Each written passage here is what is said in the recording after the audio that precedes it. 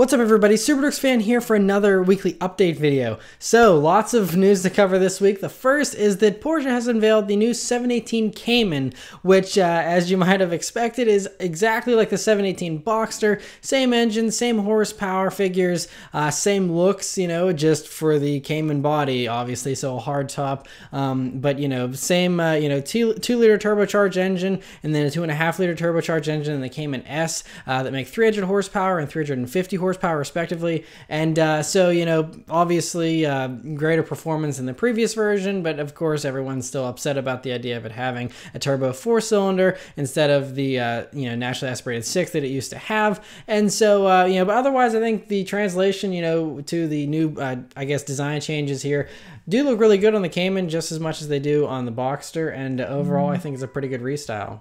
Next is a rumor that Porsche could be making a new supercar, and there's been a few different names thrown around. Either the 718 or the 916 are two of the running options currently, but it's just rumored that Porsche will be building this new high-performance supercar that will slot above the 911 Turbo S, but beneath the 918 Spider. So it's not going to be quite as hypercar performance as the 918, but will still be even more so than the 911 Turbo S, which is hard to improve upon considering that car is like a 2.7 seconds 0 to 60. But they're saying this vehicle could have, one of the rumors is a quad turbo flat 8 engine, which would be mind-blowing for sure, but sounds even crazier than any of the other engines that Porsche has ever done in the past, and honestly puts it up there with Bugatti and would be, I would think, even more performance than the 918. So I'm pretty sure that engine rumor is probably false, but chances are they are probably developing a new supercar. They've been saying how they've been wanting to do a new supercar like that for a while, and so not a stretch of the imagination there. Probably won't come out for a few years anyway though, so we have plenty of time to mull over those rumors. Other Volkswagen Group news is that Audi has unveiled the new 2017 Audi TT RS, which looks really, really awesome. I love the way that they, made it angrier here for the RS version. 400 horsepower from that awesome inline 5 motor that sounds almost as awesome as the Lamborghini V10. It's basically one of those, just cut in half, I think, almost. And really awesome engine, and really cool. And the thing is, now we haven't heard pricing yet for America, but we do know it's probably going to be coming to the States. We don't know pricing yet, but the European version is priced right around the same price as a Cayman S. So you could have a Cayman S, or you could go for a TTRS, which probably won't handle as well, but will still be a phenomenal performer and will sound like a baby Lamborghini V10. I don't know, that or now a flat Turbo 4. You either are a huge Subaru fan and go for the Cayman with the Subaru sound, or you go for the somewhat Lamborghini sound with the Audi. So very interesting options, and it has, I think, 357 pound-feet of torque as well, so no slouch in the torque department either, and should be a very awesome and fast vehicle. It'll be on sale this fall, I think November they said, for everyone in Europe. Us in the States, they said it'll come sometime next year, so might have a little bit of a wait for that, but great to see that they made it nonetheless.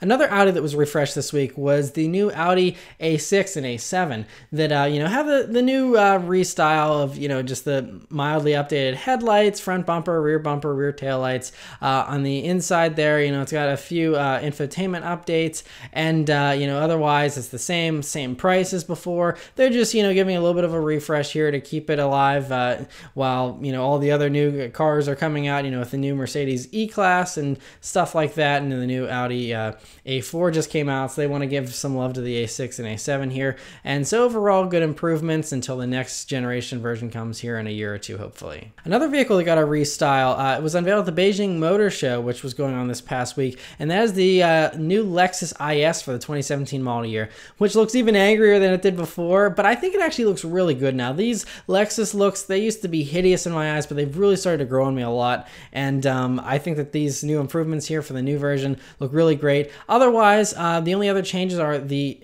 infotainment screen on the inside now, instead of being 7 inches, is 10.3 inches, so a nice large widescreen monitor there. Really nice to have that as a nice upgrade. Otherwise, engines are the same horsepower outputs and everything like that. It's strictly just a cosmetic refresh, and again, to hold it over until the next generation version arrives. Another vehicle that got a refresh here was the new Land Rover Discovery Sport. Now, it has a new dynamic styling package now that you can get on it that makes it look, a little more aggressive there. And then the only other big change is the infotainment screen on that has been updated. And it's the new system that you also see in the new Jag XF and stuff like that. It's a large, I think, 10-inch widescreen unit there as well, and works very well, from what it looks like there, and attractive nonetheless, and very good improvement. Other Jaguar Land Rover news here is last week I talked about how there was a report that Jaguar supposedly was getting rid of all of their wagons, or that they wouldn't make new ones, and that has been corrected by Ian Callum, the designer for Jaguar. He says that he was saying that they weren't going to do a wagon version of the XE, but that the XF, it could still get a wagon. So he was just strictly talking about the XE, and that's it, which is good to hear. We never even got the XF wagon in the States, I don't think, and we might not get the new version if they ever do make a new XF wagon. But great that, they haven't ruled out the idea of wagons just yet, because I think the XF Sport brake was really, really cool. And speaking of fast wagons and whatnot, a story that shouldn't be a surprise to anyone is this past week, Bentley executives were questioned about the idea of a faster Bentley Bentayga, and they basically came out and said, yes, there will be a Bentley Bentayga Speed, which everyone knew was going to be coming eventually anyway, because they make speed versions of all their vehicles, and they have speed engines that will probably, slip right into the Bentayga very easily. And so, they're saying it could be between 630 to 650 horsepower over the 600 horsepower of the current Bentayga, which is no slouch to begin with, but great to see they're making a faster version. We know they're also going to probably be doing a hybrid version as well as possibly a diesel or something like that, but still great to see they're going to do a faster version as well. Speaking of fast SUVs, Jeep is set to one-up even Bentley, and that is, we've been hearing about the Jeep Grand Cherokee Trackhawk is what it's rumored to be called, the Hellcat-powered Grand Cherokee. The Hellcat-powered Wrangler is still just a concept that I'm hoping they make one day, but the Grand Cherokee Hellcat version is, spied here recently, and, it looks like it's going to be pretty understated. It's going to have, much of the same appearance as the regular SRT version of the Grand Cherokee, but we can see there is a more pronounced front lip there, and it looks like it's going to have larger air intakes, of course. Otherwise, though, should be a pretty good sleeper, for a vehicle that has 707 horsepower, most likely. That's really awesome to see. Still no word as to when we're going to actually see that car debut, but great to see that they're working on it, and it looks like it's close to being finished, hopefully. Another vehicle that was spied running around was the new BMW M5. Now, again, we just see it in the camouflage here, don't know anything about it, honestly, but we can see, they've been slowly peeling away the camouflage little by little. We can see what the headlights are going to look like now with the LEDs there, and we can see, the taillights a little bit better, and the front intakes, all that kind of stuff, and it's wearing the competition wheels as well, which look really great, and again, no word as to when that's coming out or any more details, but great to see that nonetheless. Another vehicle that was spied running around was the Ford EcoSport, which is, this new, compact crossover that's based on the Fiesta. It's sold in other markets, but not sold in America. But because of how hot that small crossover market is currently, I think Ford is rushing a product to market with this little Fiesta. And now this is the EcoSport has been around for a few years already in its current form. So it looks like, based on these new spy shots, the Ford has peeled away a little bit more of the camouflage. We can see that it's got a tweaked front end now that looks a little bit more like the Escape, which is nice to see. I think it makes it look a little bit more like all the other stuff that Ford currently offers here in the States, and that is a dead ringer that I think they're going to be bringing this car probably even as soon as next year, because they are just itching probably to get into this market since it's such a hot market right now. Some have said that they may be considering waiting and just bring the new generation version of the EcoSport over in a few years, but I don't think they want to wait 2 or 3 years and miss out on all those sales in the meantime. So pretty sure what we're seeing here is a car that should be debuting pretty soon. We know that Ford is going to be debuting 5 new crossovers or SUVs in the next 5 years, I believe, and so that could very well be the first one of them, and totally makes sense to me. Another thing that Ford debuted this past week was their new EcoBlue turbo diesel engine, which As you can see here is a tiny little 4-cylinder turbo engine that's mostly going to be used in the transit vans and things like that. It could make its way to regular customer cars in the future as well, but it's just strictly, it comes in various forms and is turbocharged, of course, and, makes different amounts of horsepower, anywhere from, I think they said 120 up to 180 or so, and then, there could be higher performing versions, again, for the, cars and things, but for strictly the commercial uses and things like that, should be a great little engine. And they said that it's certified to meet the new 2016 Europe standards for emissions and stuff. So I know this is a terrible time to launch a diesel, but Ford is confident that theirs is very clean and totally up to par. So cool to see that. Speaking of the whole emissions scandals and stuff like that, this past week it was confirmed that Mitsubishi has also been caught cheating on their emissions test, but in a slightly different way. Ever since 1991, according to the report here, there is a coasting thing that in Japan to test emissions, they have this coasting thing where it's supposed to measure your rolling resistance, and I guess Mitsubishi cheated supposedly by overinflating their tires so that it had less rolling resistance and therefore got a better fuel economy rating. And and it's just limited to, I think the Japanese market vehicles currently, but because of all this, they said the CEO could possibly step down, and also the EPA and CARB here in the States have now said that they want Mitsubishi to retest all of their, vehicles here offered in the States for their, the fuel economy and see if the numbers still are what they were before. And so it'll be interesting to see, how that all pans out, but Mitsubishi is not nearly as strong or as large as Volkswagen, so if something like this overtakes them, it could mean some pretty bad times for Mitsubishi's. Fingers crossed, it's not that big of a deal, and Mitsubishi can stay in the States and stay, alive in general, so we'll keep our fingers crossed for them. Another consequence of, the Volkswagen cheating scandal is that we learned this past week that the Volkswagen R400, the Golf R400, that was, a concept last year and then was approved, was greenlit. They were like, yeah, we're going to make it. It's going to be awesome. And everyone was overjoyed, that loves Volkswagens. That has officially been canceled, and they say that's mostly just because of all the cuts, with the company bleeding money currently, and all the losses that they're undergoing. That's just one of the casualties, is that they can't make high performance limited market vehicles like the R400, which is understandable but unfortunate, of course. But they did say that they're going to continue to do a next generation R. They said it could either be a more powerful version of the current car, but they said it wouldn't be much more powerful.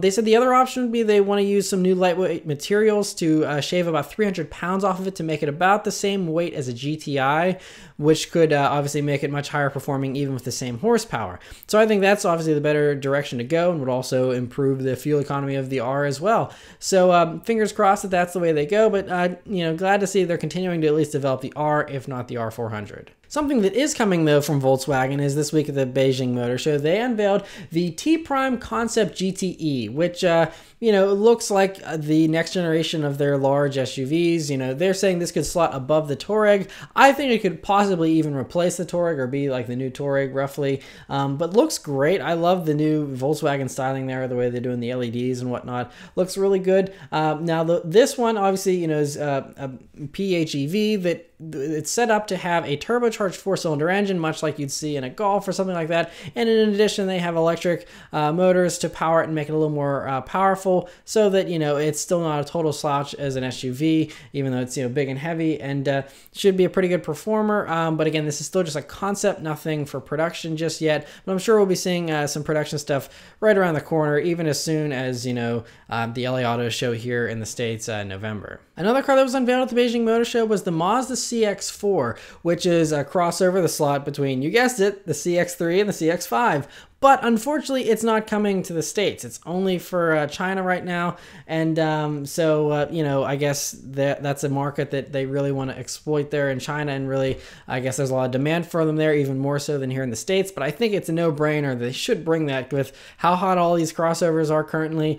It's really, you couldn't have too many of them, honestly. I think people love choices. And so it would be great for Mazda to bring that here in the States. But for now, it's for China only. But does look good. Carries on with the same Mazda style that's, I think, really handsome and elegant looking, and so very well done there by Mazda. Another crossover that debuted, this one again in concept form, is the Infiniti QX Sport concept, which will be much like the previous coupey Infiniti, you know, crossovers they've had in the past, and looks good. Again, this is just a concept, but you see, you know, it's not a stretch of the imagination to imagine what that would be like in actual production form. You know, Infinitis, their concepts always seem pretty conservative so that they can, you know, look almost identical for production, and that's really great to see. And so, you know, I'm sure we'll be seeing this probably again as soon as, you know, 6 months from now at the LA Auto Show, something like that, for a production version. Could have 2 different versions as well, since we know that, you know, Infiniti has this new 3-liter twin turbocharged engine that does 300 horsepower or 400 horsepower. So they could have, you know, those 2 models and put both of those engines in the new sport concept here, and I think it would you know, be a really cool crossover that's also sporty and fast. And the last story this week is about Maserati. Now, they say they're continuing to develop the new Gran Turismo and also the Alfieri. They're going to still do both. They're going to be separate vehicles. The Gran Turismo is still going to be the 2+2 versus the Alfieri being a strictly 2-seater vehicle, but they're going to be taking a slightly different approach. So we've previously thought, because the Alfieri concept, which is powered by the same naturally aspirated V8 that's in all the other glorious you know, Gran Turismo models and things like that. But what this new report is saying, again, just rumors, nothing confirmed, but what it's saying is that the new Gran Turismo would get the V8 engines, but that the Alfieri would get strictly 6-cylinder engines, turbocharged 6-cylinder engines, to be more precise. And that's just, again, the rumor, but they're saying that, you know, the Alfieri could be a little bit more of the leaner, lighter, more futuristic one versus the Gran Turismo being the more traditional sports car. And either way, they said they both will be rear-wheel drive. They're both going to be great performing vehicles. And so I think they said the Gran Turismo will come first and then the Alfieri later, but can't wait to see both of them, and just exciting that Maserati's even working on those. So anyway, that's it for all the news this week, guys. So I'll send it over to me in the car. All right, so hopefully you guys enjoyed the news. As far as the other half of the weekly update here, the driving part. Well, this week I am driving the 2016 Buick Cascada, which is, you know, Buick's new convertible here. But as you can see, it's a rainy, miserable day, and so I cannot put the roof down. In addition, it looks like it's going to be basically raining almost every day. I hope the weather forecast is wrong, but it's like the worst week to have a convertible, unfortunately. So, yeah, you know, it is what it is, but hopefully, you know, at least when I'm filming the review, I'll be able to put the top down and film, you know, some impressions of what it's like without the roof on it. But it's nice so far. I just, you know, this is my second time driving it here so far, so don't have a ton of impressions just yet, but, you know, it's a nice little thing.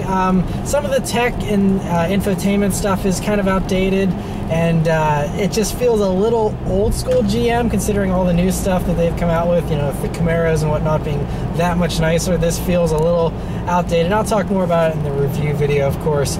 But, you know, fun little thing to drive around in nonetheless. Other updates, though. It's been a busy week, actually. Lots of changes. So if you follow me on any of my social media, you'll know that my wife actually got a new car. So she leased a new 2016 Mercedes-Benz C300 4MATIC. And before anyone asks or says anything, like I said on the Instagram post, I am not paying for it. She is. She has always wanted a Mercedes, and she's at the point now where she can afford one on her own. So I was like, go for it. You know, if you can do it, that's awesome. And so I'm, you know, excited for her. And we're thinking, because I posted this question on the social media stuff, and all of you were very excited about the idea of her doing the car review, and me probably adding in a little bit of commentary here and there. But you know, I think that'd be cool, and she's up for it, so I think that's going to happen. Not sure exactly when, but we will be filming a review of her car, and she'll be the one doing most of the reviewing, which should be a pretty cool video, and I think you guys will hopefully enjoy that. Other things to note are that I actually got a new computer this past week. If you follow me on Twitter, I complained a little bit on there how my computer was on its way out and dying and stuff, and it was a 5-year-old Dell, and it's just, you know, for editing 15 to 20 minute long videos, you know, twice a week, I think it just kind of wore it out a little bit, and that's okay. It was due for a replacement anyway. So I upgraded it. I got a 27-inch iMac that I'm pretty happy with so far. It's just so nice to have screen real estate, because I was editing on a tiny little 16-inch laptop and, you know, hunched over. And whenever you're editing and you're, you know, dealing with 80 different files for, you know, a car review and things like that. Oh, nice Cayman. Wish I had my dash cam running. I didn't set it up yet in this car. There's a really sweet Cayman GTS just pulled out of that neighborhood. Anyway, but like when you're editing on a tiny little laptop and you have 80 different files for these car review videos where I'm pulling, you know, a clip for the steering wheel and a clip for the seats and trying to find all this stuff and hunt around and stuff, it's a little bit annoying. And so having a huge screen with, you know, being able to, you know, see everything and have a lot more workspace is really, you know, very much appreciated. And also it'll make for faster render times and editing times. So I'm hoping that it makes me more productive and that I'll be able to possibly even do 2 car reviews a week. That's a big if still, because it's just still, you know, my time crunch is still very real, but hoping that you know, I'll be able to get to that point here, you know, maybe in the next few months or so, because I have a pretty good backlog of cars. And I know there's like 3 different cities. There's Atlanta, there's Maryland, Baltimore area, and then also Philly. There are a ton of people that have offered their cars that are really sweet cars you guys would love to see. I just need to make those 3 trips. So I'm hoping here maybe around May to do at least 1 or 2 of those trips and film some more of those cars. 'Cause I know it seems like every week now there's at least 1 or 2 people saying you need to get back to filming, you know, the affordable, fun, enthusiast cars and not, you know, the more mundane daily drivers and stuff like that.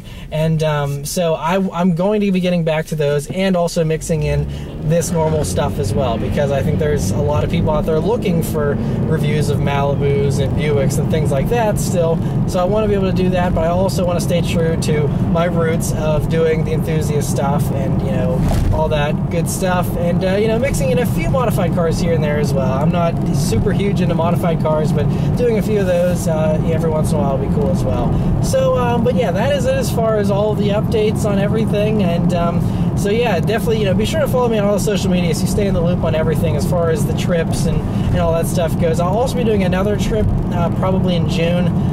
Not totally sure how I'm gonna have any free time for that one just yet, so I'm not gonna announce where it is before I, you know, get people's hopes up. But if I do end up having some kind of free time, it would be cool, because it will be a trip to Canada. So we'll just have to wait and see. But anyway, that's it as far as all the updates, guys. Thank you very much for watching. I'm going to leave you with an acceleration, which will probably have lots of wheel spin involved in this little front wheel drive thing here, but we'll give it a try. Alrighty, so I'll leave you guys with a nice little acceleration here, like I always do. There's the wheel spin. It's a good, pretty good get up. I mean, I think there's a good amount of wheel spin there, so it wasn't quite as quick as I was hoping it would be.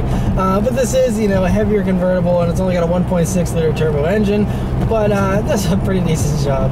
So anyway, one other thing before I go real quick, I want to thank you guys for all the awesome support on the other turbo Camaro video I posted back on Sunday of my week with the Camaro. Let me know if you like that, because, you know, I thought it was, a lot of you seem to really appreciate me going more in depth and doing a, you know, more detailed review of stuff like the sound system and all that kind of stuff, and do that in addition to, you know, a normal car review where I show the cup holders and all that kind of stuff. So let me know what your thoughts are on those My Week videos, and I can certainly do more of those, you know, for press cars in the future. I know next week's press car is going to be the really awesome one I'm excited about. I will certainly be doing one of those videos for that at least, but if you want to see them for all the press cars, just let me know whether you want to see it for that or just for the exciting ones. Either way is totally cool. But anyway, thank you guys very much for watching. I'll see you next week. Take care.